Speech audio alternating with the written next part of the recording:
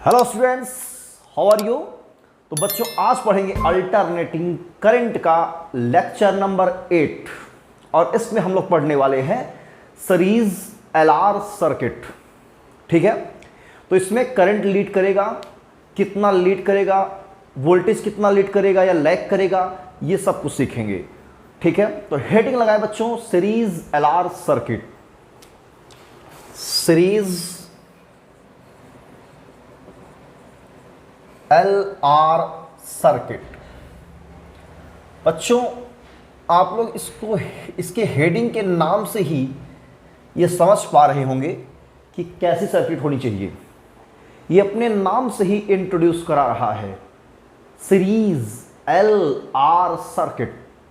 That means कि L और R series में कनेक्ट होकर के किसी एसी सोर्स, क्योंकि एसी सर्किट का ही ये टाइप्स है, तो एसी सोर्स के अक्रॉस ये कनेक्ट होंगी। मतलब सीरीज में इंडक्टेंस होगा, मतलब इंडक्टर और एक रजिस्टर जिसका अपना रेजिस्टेंस होगा और इसका सेल्फ इंडक्टेंस होता है। किसका? इंडक्टर का। तो मान लेते हैं हम पहले रजिस्टर लगा देते हैं सीरीज कॉम्बिनेशन में। ये रजिस्टर है और यहां से हमने एक इंडक्टर लगा दिया जिसका सेल्फ इंडक्टेंस कुछ है अपना, और ये हमने लेट कर लिया L, इसका रेजिस्टेंस R। इसे बच्चों हम एक AC सोर्स के साथ में क्या करेंगे? कनेक्ट कर देंगे। ये है एक AC सोर्स, बन गई LR सर्किट। यही है LR सर्किट और कुछ नहीं। तो जब आप प्योरली पढ़ चुके हैं R, इसके पहले इंडक्टेंस पढ़ लिया है, जब प्योर कैपेसिटर लगा होता है तब आपने पढ़ लिया है, तो कैसे हम एलआर सर्किट को अंडरस्टैंड करें? तो इसके लिए आपको किरचॉफ्स वोल्टेज लॉ को अप्लाई करने की ज़रूरत नहीं है कि सब जगह किरचॉफ्स वोल्टेज लॉ ही अप्लाई किया जाए, ऐसा ज़रूरी नहीं है।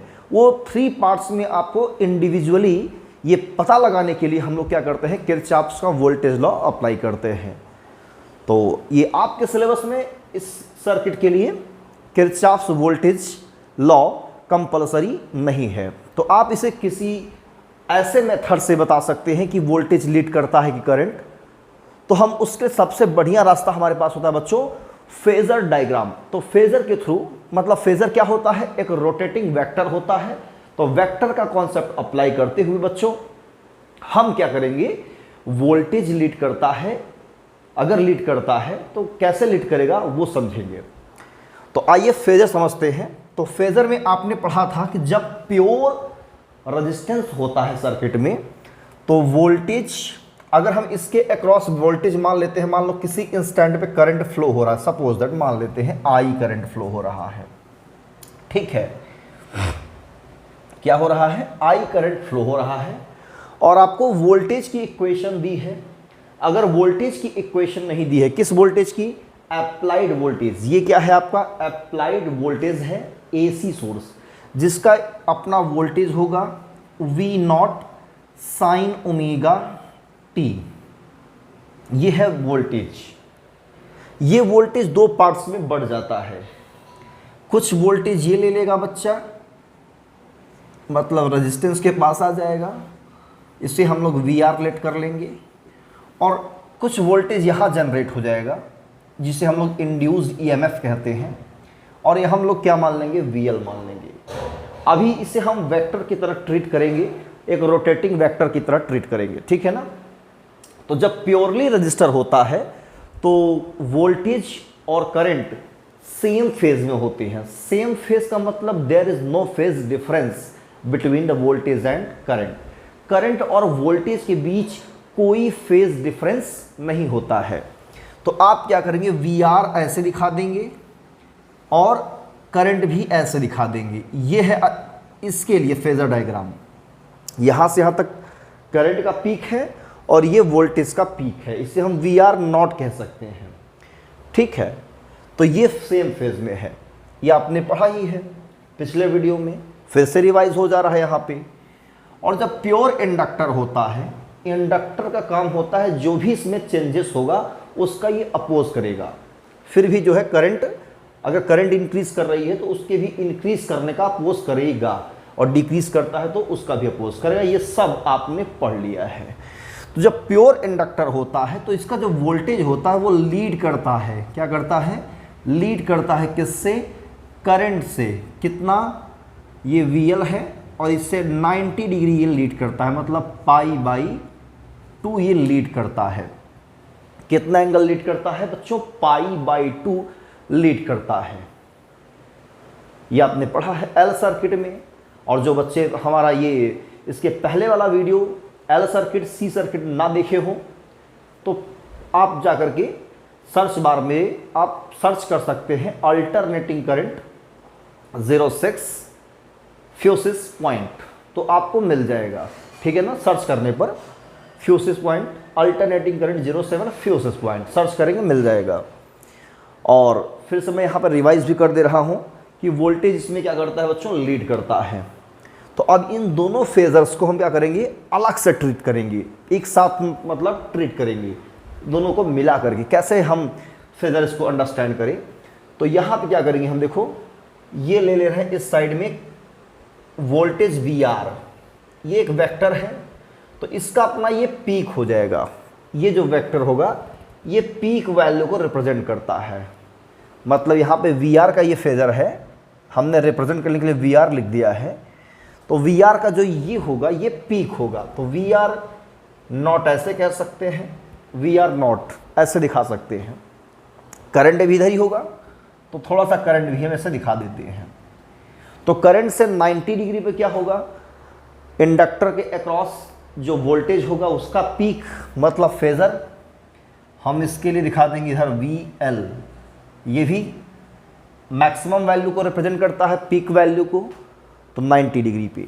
तो यहाँ कितने वेक्टर वर्क कर रहे हैं, 2 वेक्टर, एक V0R, इसको हम वेक्टर दिखा सकते हैं, इसको भी वेक्टर, कैसे, ऐसा कुछ, ये फेजर है ना, तो फेजर को हम लोग वेक्टर्स कहते हैं, आप सब जानते हैं, रोटेटिंग वेक्टर। तो 2 वेक्टर किसी पॉइंट पर जब हम देखते हैं क्या करते हैं, ये एक्ट करते हैं, तो इसका रिजल्टेंट लेते हैं। तो रिजल्टेंट कैसे लेंगे बच्चों, तो रिजल्टेंट के लिए क्या करेंगे हम, इसके पैरेलल, यहाँ वेक्टर्स की पैरेलल शिफ्टिंग होती है। अगर ये वेक्टर यहाँ पे है तो ये शिफ्ट हो सकता है ऐसे मैग्नीट्यूड और डायरेक्शन में, ऐसे ये वेक्टर्स है तो यहाँ पैरेलल शिफ्टिंग हो सकती है। तो अगर मैं शिफ्ट करूँ इस वेक्टर को तो पैरेलल शिफ्टिंग ये हो जाएगी, ये वेक्टर बन गया। ऐसे इसकी शिफ्टिंग यहाँ कर दे तो ये एक वेक्टर इधर बन जाएगा, ये वेक्टर। तो यहाँ कितने वेक्टर्स हो गए, ये VL नॉट है तो ये भी क्या हो जाएगा, VL नॉट वेक्टर, और ये VR नॉट है तो ये भी क्या हो जाएगा, VR नॉट वेक्टर, ठीक है ना। पीक वोल्टेज का क्लियर है, पीक वोल्टेज का क्या हो जाएगा, वेक्टर हो जाएगा ये। अब क्या करेंगे बच्चों, ये VL पर ये परपेंडिकुलर है, क्या है, परपेंडिकुलर है। आप चाहे तो यहाँ पे हम पैरेललोग्राम एडिशन लगा सकते हैं या ट्रायंगल लगा सकते हैं, जो भी आप समझें। तो पैरेललोग्राम हम समझते हैं कि ज़्यादा सूटेबल पड़ेगा। तो ये VR है नॉट है, ये VL नॉट है, क्योंकि ये पैरेलल शिफ्टिंग किया है मैंने वेक्टर्स का। तो इसका जो डायगोनल्स होगा बच्चों, वो वेक्टर्स जो डायगोनल्स होगा ये होगा इसका रिजल्टेंट वेक्टर, मतलब रिजल्टेंट फेजर V नॉट कह सकते हैं इसको, ये वेक्टर रिजल्टेंट V नॉट, यही रिजल्टेंट वोल्टेज है। और ये वोल्टेज जो रिजल्टेंट आया VL नॉट का और VR नॉट का रिजल्टेंट, अभी करंट से कितना एंगल, कुछ न कुछ एंगल क्या कर रहा है, लीड कर रहा है। मतलब इसका ये डायरेक्शन है एंटी क्लॉकवाइज में, इसका रोटेशन है, तो अभी भी लीड कर रहा है। तो ये हम एंगल क्या मान लेंगे, phi, this is the angle phi. तो फाई एंगल अभी नेट वोल्टेज लीड कर रहा है बच्चों। जब प्योर इंडक्टर था तो 90 डिग्री π/2, जब LR दोनों सीरीज में आ गए तब कितना है, तब भी नेट वोल्टेज इनका अगर हमने चेक किया तो फाई एंगल ये लीड कर रहा है। तो अगर V इक्वेशन आपने ये लिखा है V not sine omega t, तो करंट की इक्वेशन आप लिख सकती हो क्या, आई नॉट साइन ओमेगा टी, इस ये पीछे चल रहा है, मतलब ये तो ओमेगा टी है तो ये पीछे चल रहा है, तो ओमेगा टी माइनस 5, ये इक्वेशन बन जाएगी किसकी, ये रेजिस्टेंस के लिए। मतलब रेजिस्टेंस के अगर हम फेज में देखें तो वी आर जो है, वी आर के साथ कितना है ये -5, ये लैग कर रहा है, ठीक है ना। और वी एल नॉट से देखें तो कितना लैग पीछे चल रहा है, कितना, वी एल से अगर देखें आई को तो ये पूरा लैग कर रहा है पीछे, तो π/2 इसमें भी क्या होगा और ऐड हो जाएगा, ठीक है। तो ये है इक्वेशन करंट की जनरल इक्वेशन। वोल्टेज आपको दिया गया था तो करंट की इक्वेशन क्या आ गई, I = I not sine omega T minus 5, generally यही यूज होता है, ठीक है। अब ये जो वेक्टर भी है क्या वेक्टर लॉ को फॉलो करेगा, देखिए यहाँ पे हेड है इसका और इसका हेड यहाँ पे, तो हेड के ऊपर टेल है, तो ट्रायंगल लॉ में जो ये प्लस ये इज इक्वल टू ये रिजल्टेंट है, vector R equal to vector A plus vector B होता है। तो आप यहाँ पे वेक्टर लॉ अप्लाई करेंगे, भाई दो वेक्टर्स का जो ऐड होता है वो एक रिजल्टेंट वेक्टर को रिप्रेजेंट करता है, तो इसका एडिशन क्या होगा, वेक्टर वी नॉट, ऐसे लिखेंगे इसको, ये हो जाएगा कितना, वेक्टर वी आर नॉट ये plus vector V L not, ये भी पीक है ये भी पीक है।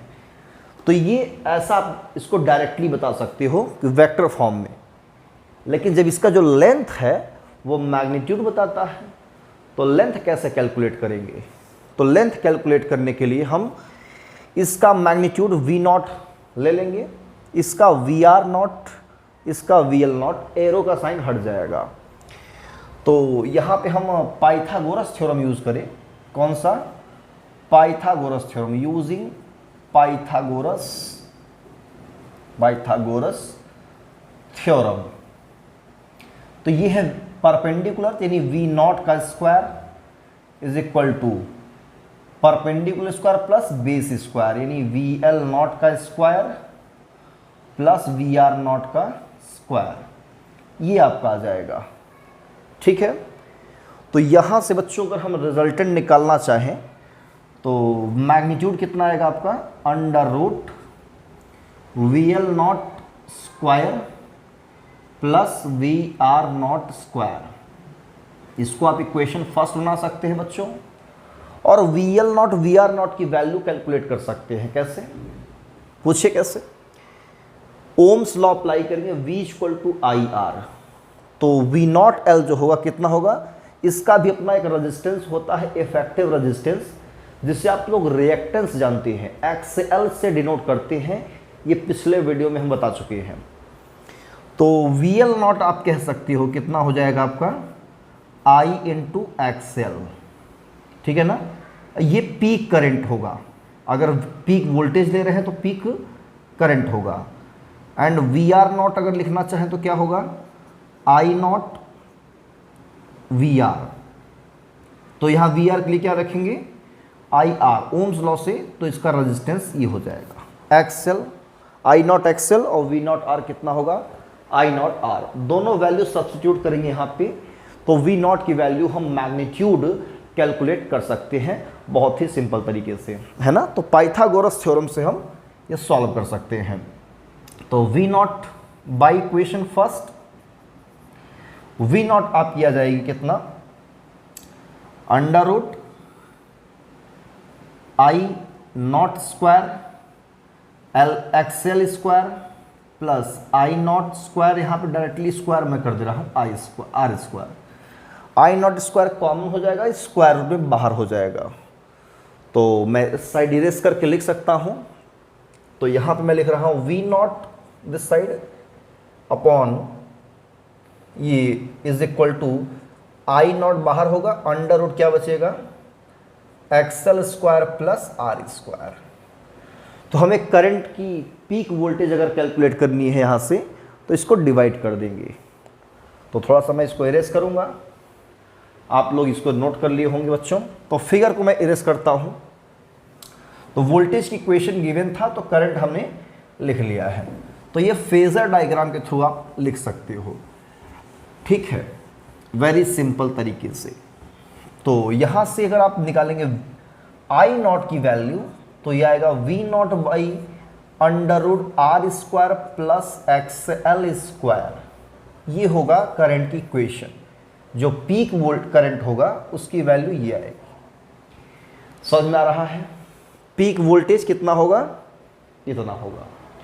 तो पीक वोल्टेज अपॉन ये क्या है, ये रेजिस्टेंस है, ये भी रेजिस्टेंस है, तो इसका स्क्वायर रूट करके जोड़ा गया। इसका मतलब कि ये क्या है, एक इफेक्टिव रेजिस्टेंस है। किस सर्किट का, एल आर सर्किट का। Under root R square plus X L square, this is the effective resistance of L R circuit. तो इसे आप लिख सकते हैं under root R square plus X L square is called, क्योंकि voltage upon resistance current है तो ये रेजिस्टेंस ही है, इज कॉल्ड इफेक्टिव रेजिस्टेंस। इसे हम लोग क्या कहेंगे, इफेक्टिव रेजिस्टेंस। भाई देखो ओम्स लॉ क्या कहता है, I equal to V upon R. I है, वी है, तो ये क्या है, एक रेजिस्टेंस है ना। कंपेयर कराइए माइंड में, अगर आपको डाउट हो रहा है तो ऐसा आपको सोचना चाहिए कि ये कुछ रेजिस्टेंस जैसा है। लग रहा नहीं, लग रहा है कि ये कुछ रेजिस्टेंस जैसा है, तो रेजिस्टेंस जैसा है बट साथ में रेजिस्टेंस है भी। ये आप ऐसे भी सोच सकते हो, एक्सेल क्या है, रिएक्टेंस, रेजिस्टेंस, इसका स्क्वायर प्लस इसका स्क्वायर अंडर रूट कुछ वैल्यू मिलेगी तो वो भी क्या होगी, रेजिस्टेंस ही होगी। तो इफेक्टिव रेजिस्टेंस हम एलआर सर्किट का बताएंगे, ठीक है ना, यही सर्किट पढ़ रहे हैं। तो यहां से इफेक्टिव रेजिस्टेंस हम कहेंगे किसका, ऑफ एलआर सर्किट, ये आप कह सकते हो, ठीक है।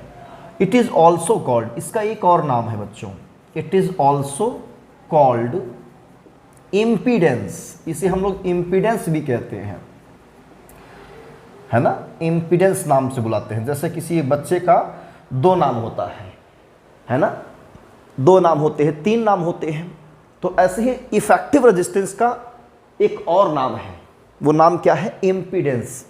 और it is denoted by Z. क्या नाम रखा गया चूज करके, है, बहुत बढ़िया नाम रखा, इम्पीडेंस। और डिनोट किससे किया, जेड से, बिल्कुल डिफरेंट, है ना। तो ऐसे ही हम सीआर सर्किट भी पढ़ सकते हैं। तो नेक्स्ट वीडियो जो हमारा होगा सीआर सर्किट के लिए होगा, तो आप लोग सॉल्व भी कर सकते हो। तो Z क्या है, इम्पीडेंस, और तो Z की वैल्यू आप लिख सकते हो कितना, under root R square plus X L square. ऐसे एक फार्मूला समझ सकते हैं इसको। जब भी आपसे इम्पीडेंस निकालने के बोले तो आपको रेजिस्टेंस गिवन रहेगा और एक्सएल, अगर एक्सएल नहीं दिया है तो ओमेगा दिया रहेगा, ओमेगा भी नहीं दिया है तो फ्रीक्वेंसी दी रहेगी। तो X L equal to omega L होता है ना, X L equal to omega L, omega equal to 2 pi F L हो जाएगा। इससे एक्सएल कैलकुलेट कर लेना, यहाँ वैल्यू रख करके आर की वैल्यू रख कर जेड निकाल लेना। अच्छा, ये पीक वोल्टेज है, ये पीक वोल्टेज, ये पीक करंट, ये इफेक्टिव रेजिस्टेंस, इसके प्लेस पर हम Z रख सकते हैं। You can write I naught equal to V naught by Z। ऐसे भी आप लोग लिख सकते हो फार्मूला। मान लो डायरेक्टली आपको Z गिवन है, वी नॉट गिवन है, तो इससे निकाल लेंगे। और आई नॉट इक्वल टू अगर लिखेंगे RMS के टर्म्स में तो अंडर रूट 2, इसके प्लेस पे क्या लिखेंगे, अंडर रूट 2 IRMS, इसके प्लेस पे under root 2 VRMS upon Z। Root 2 cancel, तो IRMS के लिए भी फार्मूला मिल जाएगा बच्चों, VRMS बाई Z। तो इससे भी आप क्या कर सकते हैं, IRMS कैलकुलेट कर सकते हैं। एक्चुअल में जो वोल्टेज अगर गिवन रहता है न्यूमेरिकल में, वो सिंपली VRMS गिवन होता है। आप Z कैलकुलेट कर लेंगे इम्पीडेंस, और उसके बाद आप IRMS कैलकुलेट कर सकते हो। तो ये है कैलकुलेशन। इंस्टेंटेनियस इक्वेशन क्या होगी, I equal to I not sine omega t minus 5। जब वोल्टेज दिया हो कितना V equal to V not sine omega t, तो इक्वेशन ये बनेगी। क्लियर है? एक ही इक्वेशन पर्याप्त है आपके लिए। अब जो ये फाई है, ये फाई क्या है? कितना लीड कर रहा है वोल्टेज, मतलब फेज में डिफरेंस। तो कैसे कैलकुलेट करेंगे? आप ये कैलकुलेट कर सकते हो, तो वीडियो को स्टॉप करके आप इसे नोट कर सकते हो। ठीक है, तो इसे हम एरेस करें। ओके, तो यहां से हम क्या देख रहे हैं, एक ट्रायंगल है, right angle triangle, right angled triangle है ये। यहां से tan फाई अगर कैलकुलेट करना चाहें बच्चों, तो क्या होगा, ये अपॉन ये, that means VL not by ये क्या है, VR नॉट। और VL नॉट कितना हमने जस्ट कैलकुलेट कराया अभी, आप लोग नोट किए होंगे, I XL नॉट। तो यहाँ पे क्या हो जाएगा, XL नॉट नहीं, सिर्फ I XL, I not XL, ये यहाँ पे I not R, I not cancel, तो tan फाई की वैल्यू कितनी आ जाएगी, XL by R। XL equal to omega L होता है अपॉन R। इंडक्टेंस अगर गिवन है तो ये फार्मूला अप्लाई कर सकते हो, रिएक्टेंस गिवन है तो ये अप्लाई कर लेंगे। ठीक है ना? तो ये है, इस तरह से आप फाई कैलकुलेट कर सकते हो सिंपल तरीके से। अच्छा, अगर आपसे यहीं से पूछ ले, कोई पूछ ले आपसे कि बताओ कॉस फाई कितना होगा, कॉस फाई कितना होगा, अगर tan फाई गिवन है तो कॉस फाई कितना होगा, सिंपल बेस अपॉन हाइपोटेनस से आप निकालेंगे।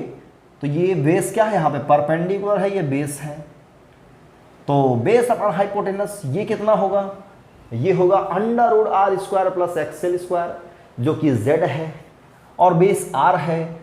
सिंपली आप कह सकते हो cos phi equal to r by z। जब आपसे cos फाई पूछे तो r बाई z अप्लाई करना। ठीक है, tan phi omega L by R या XL बाई R, यही है LR सर्किट में कैलकुलेशन। ये सारी कैलकुलेशन करनी होती है, फेजर डायग्राम के थ्रू हम इसको समझते हैं। ठीक है, तो आई होप कि ये वीडियो आपको अच्छा लगा होगा। LR सर्किट बहुत ही सिंपल सर्किट है, इसमें R और L मतलब रेजिस्टेंस और इंडक्टर, इन दोनों को हम क्या करते हैं, सीरीज कॉम्बिनेशन में ऐड करके AC सोर्स के अक्रॉस कनेक्ट कर देते हैं, और फिर देखते हैं ये कौन किससे लीड करता है। तो नेक्स्ट वीडियो हमारा होगा CR सर्किट के लिए, बिल्कुल ठीक ऐसे ही है, लेकिन थोड़ा सा डिफरेंस है। तो मिलते हैं बस जल्द ही नेक्स्ट वीडियो में, तब तक के लिए all the best, thank you.